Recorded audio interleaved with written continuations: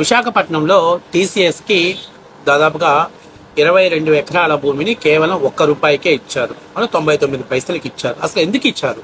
ఇవ్వాల్సిన అవసరం ఏంటి? అంటే వాళ్ళకి రూపాయికి ఇస్తే 12,000 ఉద్యోగాలు వస్తాయని మీరు చెప్తున్నారు. 12,000 ఉద్యోగాలు తెలుగు వాళ్ళకే వస్తాయా? అంటే మిగతా రాష్ట్రాల వాళ్ళకి ఉద్యోగాలు ఇస్తారు. మరి అలాంటప్పుడు వాళ్ళకి ఎందుకు అన్ని సెవరల్ బెనిఫిట్స్ ఇవ్వాల్సిన పరిస్థితి ఏముంది అనేటువంటిది వైఎస్ఆర్సీపీ వాళ్ళ వాదన. స్టీల్ ప్రొడక్షన్ కంపెనీ వాళ్ళని ఎక్స్పాండ్ చేసుకునే అవకాశం, వాళ్ళకు ఎక్స్పాండ్ చేసుకునే విధంగా కూడా క్యాబినెట్ ఆమోదం తెలియజేసింది. TCS has been given 21.5 acres of land at 99 paisa. మీరు కరెక్ట్గానే వింటున్నారు, 99 పైసలే, 99 పైసలు మాత్రమే ఒక ఎకరా.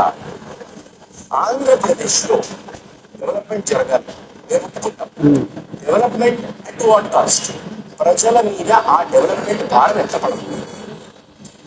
నారా లోకేష్ గారు చెప్తున్నారు 1,370 కోట్ల ఇన్వెస్ట్మెంట్ వస్తుంది, 12,000 మందికి ఎంప్లాయ్మెంట్ ఆపర్చునిటీస్ క్రియేట్ అవుతుంది.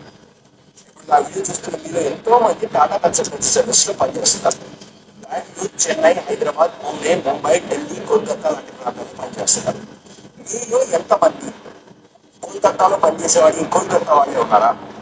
ఢిల్లీలో పనిచేసేవాడికి ఢిల్లీ వాళ్ళే ఉన్నారా? లేదా హైదరాబాద్ లో పనిచేస్తున్న వాళ్ళ దగ్గర హైదరాబాద్ వాళ్ళే ఉన్నారా? అదొక multinational corporate company. Multinational corporate కంపెనీలో 12,000 మంది ఎంప్లాయ్మెంట్స్ మన ఆంధ్రప్రదేశ్ ప్రజానికానికి ఎంత ఎంప్లాయ్మెంట్ క్రియేట్ అవుతుంది?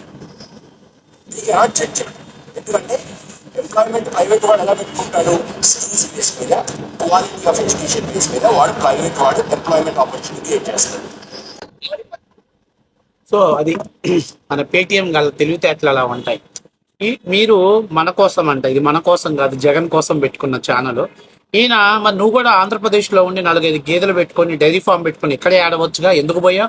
ఇతర రాష్ట్రాలకు ఎందుకు వెళ్ళావు? ఇతర దేశాలకు ఎందుకు వెళ్ళావు? మా అబ్రాడ్కి మీరేమో చక్కగా హ్యాపీగా లైఫ్ని లీడ్ చేయాలి. మిమ్మల్ని నమ్ముకొని ఆంధ్రప్రదేశ్ ప్రజలు మాత్రం అడక్క తినాలి. ఇది వీళ్ళ సిస్టమ్. ఏమంటాడు ఏంటి, ఆంధ్రప్రదేశ్లో కంపెనీ పెడితే ఆంధ్రప్రదేశ్ వాళ్ళే పనిచేస్తారా? ఈవెన్ తెలుగు వారు అంటే ఇంక్లూడింగ్ తెలంగాణ వాళ్ళు కూడా పనిచేస్తారా? మిగతా రాష్ట్రాల నుంచి జనం రారా అని చెప్పేసి అడుగుతున్నాడు. ఒక డెఫినెట్లీ ఇదే కదా జగన్మోహన్ రెడ్డి కూడా చెప్పింది. లోకల్ వాళ్ళకి ప్రాధాన్యత ఇవ్వాలి, లోకల్ వాళ్ళకి ప్రాధాన్యత ఇస్తాను అని చెప్పేసి కంపెనీ వాళ్ళని బెదిరించి చివరికి ఏం చేశాడంటే లోకల్ వాళ్ళు చేసుకున్నట్టు వాలంటరీ ఉద్యోగాలు, సచివాలయ ఉద్యోగాలు, ఫిష్ మార్కెట్లు, అట్లాగే మందు షాపులు, వీటిలో ఉద్యోగ అవకాశాలు కల్పించేటువంటి అవకాశం కల్పించాడు జగన్మోహన్ రెడ్డి గత 5 ఏళ్లలో. సో అదే ఆయన చెప్పింది, లోకల్ వాళ్ళకే ఉద్యోగ అవకాశాలు కల్పించాలని చెప్పి ఒక జీవో పాస్ చేసి ఆయన చేసినటువంటి దరిద్రమైన పని ఏంటయ్యానంటే ఇలాంటి లోకల్ ఉద్యోగాల్ని ఆయన జనరేట్ చేసి రాష్ట్ర ఖజానా మీద భారం పడేలా చేశాడు. అసలు వీళ్ళకి డెవలప్మెంట్ అంటే ఏంటి, డెవలప్మెంట్ ఎలా వస్తుంది అనేటువంటి ఇంగిత జ్ఞానం లేనటువంటి, అవగాహన లేనటువంటి పేటిఎం కూలోళ్ళు వీడు అమెరికాలో ఉండని, ఆస్ట్రేలియాలో ఉండని, ఎక్కడైనా ఉండని.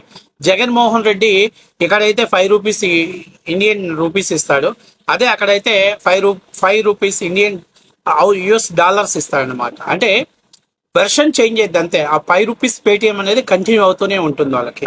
ఇప్పుడు ఆయన ఏమంటాడంటే ఇక్కడ కంపెనీ ఎస్టాబ్లిషన్ చేస్తే 12,000 ఉద్యోగాలు వస్తాయి అన్నారు కదా, మరి ఆ 12,000లో భారతదేశం మొత్తం ఎవరైనా కానీ వాళ్ళకు ఉన్నటువంటి క్వాలిఫికేషన్ బేస్ చేసుకుని ఉద్యోగాలు ఇస్తారు కదా.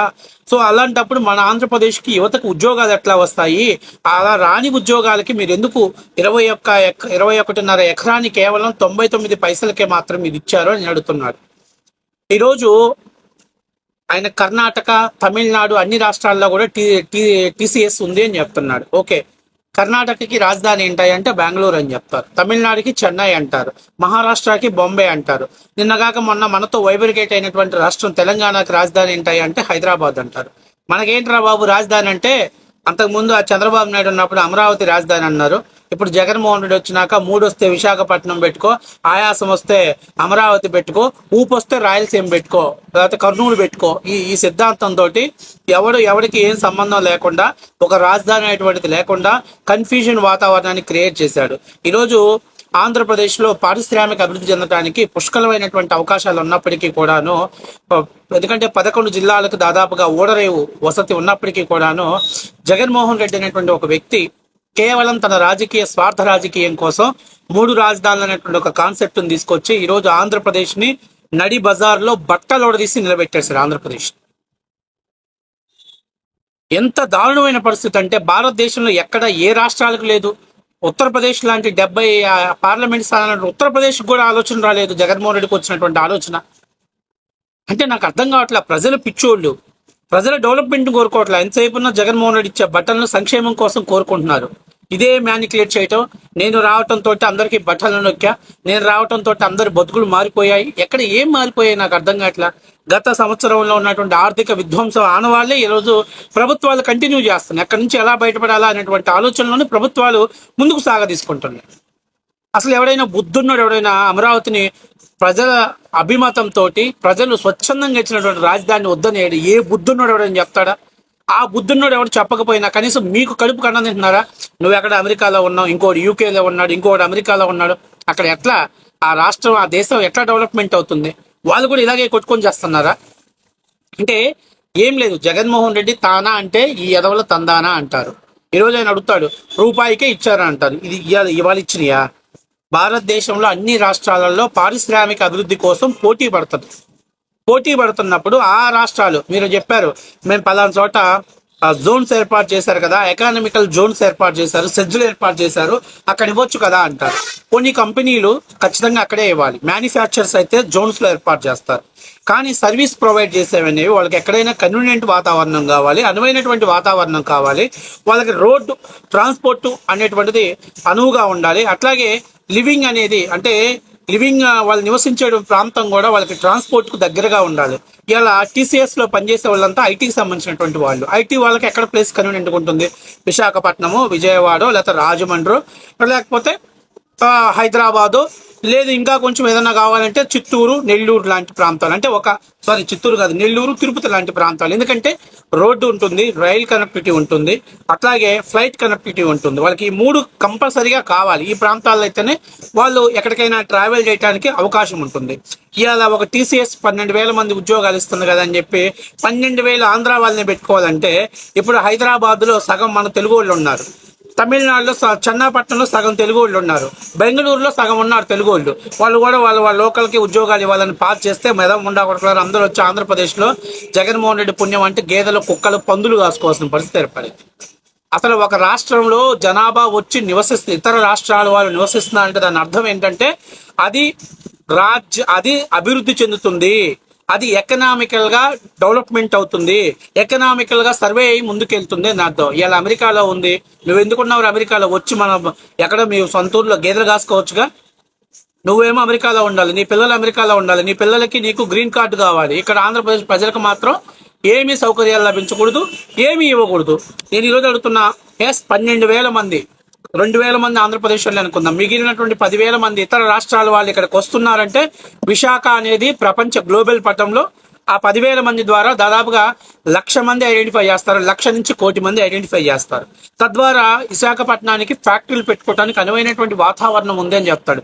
ఏం చెప్తాడు? దువ్వాడ దగ్గర ఎకనామిక్స్ సెజ్ ఉంది, లేకపోతే ఇంకా ఇంకో చోట ఇచ్చారు సెజ్ అని. మేము అడుగుతుంది ఏంటంటే సెజ్జుల్లో మ్యానుఫ్యాక్చరింగ్ ఏర్పాటు చేస్తారు, సర్వీస్ ప్రొవైడర్స్ అనేవన్నీ కూడా అన్ని కనెక్టివిటీస్ బాగుండేవి, సిటీకి దగ్గరగా ఉండేవి. ఈరోజు హైదరాబాద్ లో ఉంది, హైటెక్ సిటీ కట్టేటప్పుడు ఆ రోజు చాలా ఇబ్బందికరమైన పరిస్థితి ఉంది. ఈరోజు అక్కడ హైటెక్ సిటీ ఏర్పడింది, అలాగే ఫైనాన్షియల్ డిస్ట్రిక్ట్ ఏర్పాటు చేశారు.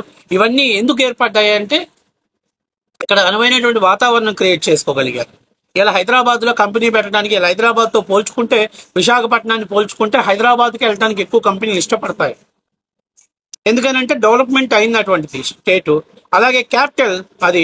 ఈరోజు విశాఖపట్నానికంటే ఏంటి ఇండస్ట్రీస్ రావడానికి కారణం ఏంటంటే ఒకటి, వాళ్ళకి ఇతర రాష్ట్రాల కంటే కూడా ఏదైనా ఒక బెనిఫిట్ మనం చేయగలిగితేనే వాళ్ళు మన రాష్ట్రానికి వస్తారు. ఇవాళ 12,000 మంది ఇక్కడ ఉంటున్నారంటే 12,000 మందికి హౌస్లు ఏంటి, వాళ్ళు ఉండటానికి హౌస్ సంబంధించినటువంటి ఎక్స్పెన్సెస్, గ్రోసరీ ఎక్స్పెన్సెస్, అట్లాగే వాళ్ళు ఉండేటువంటి లైఫ్ స్టైల్ కి సంబంధించినటువంటి ఎక్స్పెన్సెస్, ఇవన్నీ కూడా రాష్ట్రానికి చేకూరాయి.